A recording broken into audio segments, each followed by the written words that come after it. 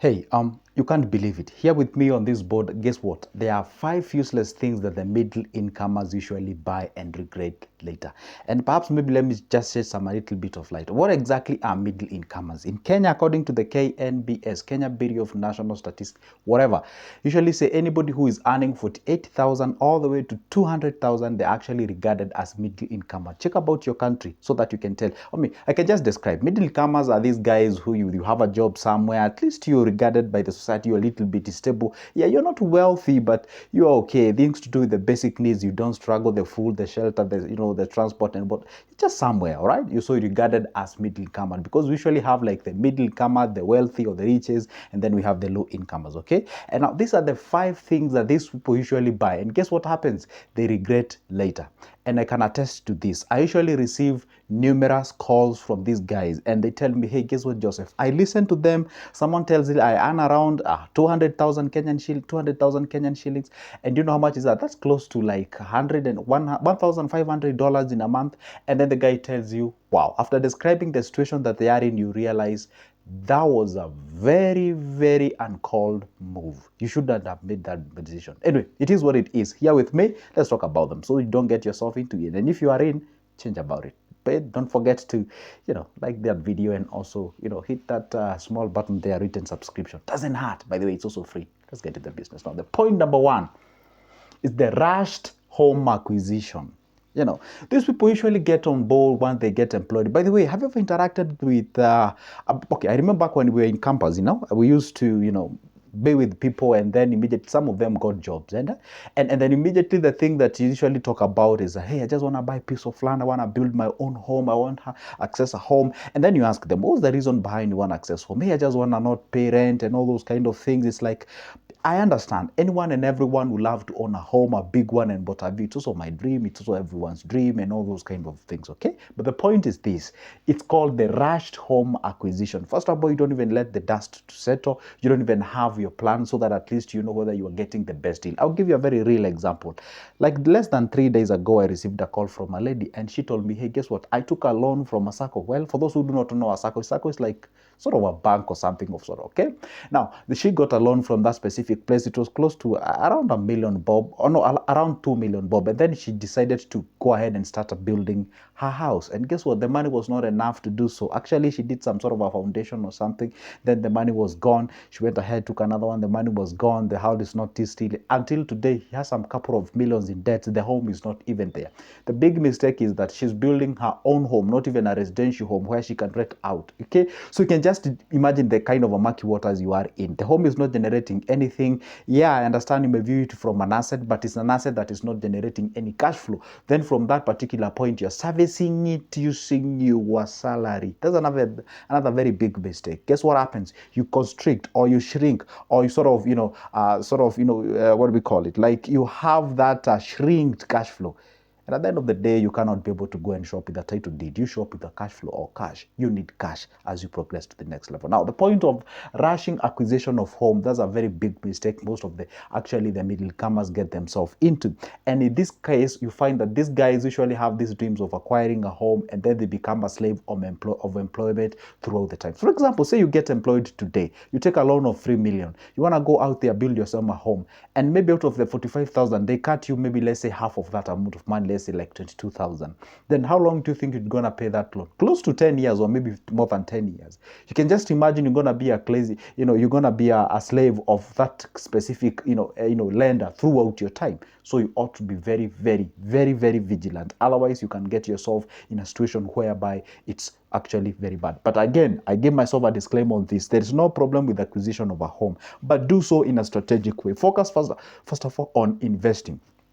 There is no problem of buying a piece of land. You can go ahead and buy it. You'd rather even go take that loan and build some residentials and live in one of the units that you've built. That way, you've acquired home. Though not a dream one, but at least you're not paying a rent. And at the same time, the place that you bought, which is an asset, is also generating something so that it can be able to pay itself. That is exactly how we do it. But this of you are 25, 26, 28, 30, or maybe if you're at 45 and above, at least it's a bit understandable when you're rushing to get a home, at least because you have some kids in high school, or maybe you have some kids in a few years' time, get married, gonna be a grandfather, grandmother. That's why it's a bit understandable. But at 25, you're rushing to get yourself a home. That is uncalled for in this specific generation that we are in. I understand some of our parents back then, they advised us to do exactly that. But nowadays, things are changing. The way they used to do the things is not the way we used to do our things, right? That's it. We go to the next point, is that they love buying comfort before stability. Buying comfort before stability. And my words are very, very keen choosing. I did not say comfort is bad. I said the reason why it's actually becoming bad, it's before stability. Well, the moment you focus on buying comfort, and when I say comfort, you actually go there, buy something to do with like a car. You don't really need that car, but hey, guess what? At the end of for example, there was somewhere I was invited in a school, and I don't want to mention the school, you guys, because you already know it's a big school.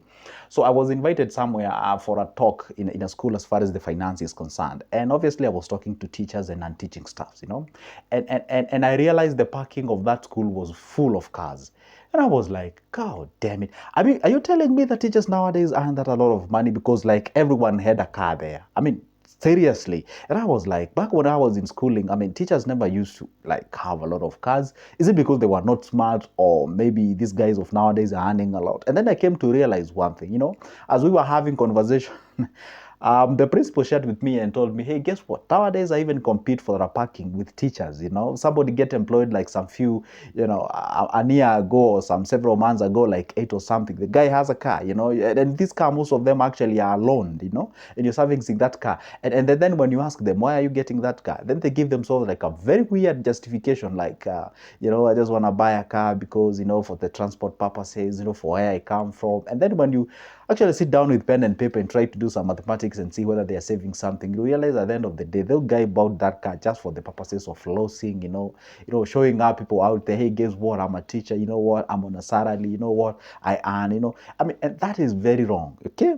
The car is not bad, it's not bad to buy cars and all those kind of things. Go ahead and have it. But the problem is this, acquisition of that car at the right time when you've invested. Cash ought to be bought by passive income. You take the parent money, which you earn at the end of the month. Once you take that money, you invest it. The parent money makes the baby money, aka the passive. Now, the passive money, that's what you use now to buy the car. You can be able to service the car. But now, the moment you realize you cannot afford something twice, then you don't afford it. You don't even buy it. That's for sure. And then this guy is actually paying like 15% of the payment, even way less than 20%. Like say car is worth like $1 million bob. The guy is paying 150 Gs. Then the other, 850 Gs ought to be paid using a loan. And that guy is getting a very big slash from his or her salary. And then at the end of the day, you realize, why are you complaining that the economy is tough? It is tougher. You know what? They usually say that life is tough, and it's even tougher when you're stupid. Yeah. Did I just say that? Yeah, absolutely it is, I wish I had another way of saying it, but that's the reality. So buying comfort before stability. What you're supposed to do is that focus on stability first. The moment you know you are employed, let me tell you one thing to know whether you are stable or not. The moment you know that you are employed and you have to rely on that job for you to eat, drink, and then you're not stable. And you're supposed to focus on, you know what is stability? Stability is when you're employed, yes, you have something that is running concurrently. And if you were to drop this job and say, like, tomorrow morning, you just write a resignation letter and say, hey, I don't want another job. You know what? There's nothing of yours will actually stop. Why? Because the amount you earn from the job and the amount that you're making as a passive income is equivalent, or sometimes even more. At that particular point, we say you're on the journey towards stability. All right. I know a very good definition of a stability is when you know, hey, you can just relax the rest of your life, eat, drink, and do and run all your activities without actually bothering or without actually engaging yourself actively in terms of you making money. Hope you understand those difference in terms of the parameters, because those are the major two things that you find most of these middle incomers usually get themselves into as far as the finances as concerned. Okay, number 3, they usually buy luxuries and branded products. There's a guys whom you see them flossing in those big companies, branded clothing, trying to prove to people, even when they are drinking in bars and whatever the places. These are the guys who will struggle a lot. Their WhatsApp status, you always see they have been doing this. This is what they did. This is what they are acquiring. And all those. I mean, you like. Wow, there is no problem with getting the luxuries, but why, sort of struggle? And it's a thing that maybe you get them in life once, like in several years, okay? So the point is, there is no problem doing so, but the problem is that you're doing so when you're actually not stable. That's where the problem comes in, and that's where I usually have like rough time discussing with these people. Like I had a client who we were having a conversation with, and she was so much sticking to, she's living by herself. She doesn't even have a family. She doesn't have a kid. She doesn't. She's just having herself, and she was at a very good salary at around 300,000. That is over 2,000 USDs. Okay, like 2.4, K, USD a month, and you just by yourself. And I know if you're in Western world, you might like, hey, that's not even much. Here in Africa, I'm telling you, that's a big deal. You can even buy everything. Oh, I mean, like most of the things, should I say? Now, I was just trying to tell her. Now, what would you live in a 65,000, no, 70,000 rent a month? Why would you even live in that? Just comfort, security. Are you saying the rest of the Kenyans who are not living in a 70,000 house are insecured? Like they can die anytime? Is that what you're insinuating? No, I just want to live in a comfortable place. I was never brought up in. Okay, fine. Are you kind of, sort of revenging exactly how you were brought up or something of so, the moment you listen to them, they are more of feeding their emotions than the logical aspect of them. If you give somebody that amount of money, if you dare give somebody that amount of money with the brains, I am telling you, you'd even rather live in ghetto. And the next 2 or 3 years, bro, I'm telling you, you have yourself a flat somewhere. It's true. That is exactly how you do. The point is this. I always tell people, you one day sacrifice, whether it's now or later. One day you will. You have to. When you head, you have to live at a minimum, or in future when you're old, you have to be out there, with the scarves early in the mornings trying to struggle because maybe at your youth you never did anything. The fact remains, in one way or the other, in someone's life, you have to sacrifice some things. You really have to know what exactly are you doing. So the question is, are you willing to do so when you're young, when you have the energies and all those kind of things, or do you want to do that when you're old, when you obviously do not have the productivity? Ask yourself that big question. The number 4 is affiliation to people and places for the purposes of what? Just fitting in and also competition. See, these are the things that people buy, and I know you're like, okay, fine, how is that a product? It's a product on this sense. Let me show you. So affiliation, for example, say you out there and usually do iPhone, and you're always there chasing the series. The moment the iPhone 15 Pro Max gets in, you're there with it. There's nothing wrong with it. It's an amazing phone. I love it. But the problem is this: you're not yet stable to actually go and buy that thing. There you are. You're the first person chasing that thing. Whenever there is a series of production of a certain thing, there you are. You affiliate yourself to a particular place where you eat. Okay, there is no problem if maybe say you hang around at a particular point, okay?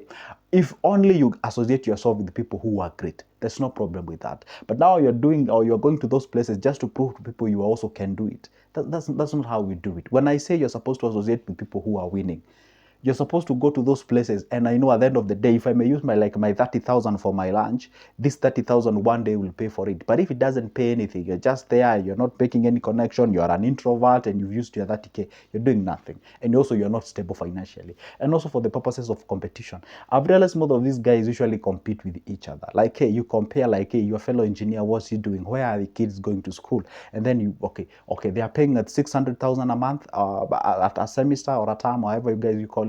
Then I'm gonna go for 700. The moment you're having a conversation, when they say 600, I say 700. So it appears if I'm winning. No, you're not winning. You're not a baller. You're not a baller. So what I'm supposed to do is to actually go out there and do something like, hey, guess what? They're paying 600. You justify, why are they paying 600? Okay, well, probably they're earning more than I do. Or maybe have they invested fast? Oh, okay. Oh, wow, amazing. It's good for kids to get quality education. But hey, can I afford it as of now? No, it's good to tell yourself the truth. No, I can't. Well, I can, but if I do, then I'm going to live paycheck by paycheck. And at the end of the day, the kids need some inheritance and all those kind of things. So you'd rather take them to a quite of a substantive, a good quality school, because I believe they are there, all right? Then the other money, they can actually invest for them and other kind of things, okay? The last one, insurances and all. By the way, this one I know in my tribe shoulders, it must be majority of you. and I want you to listen to this one in a very keen way.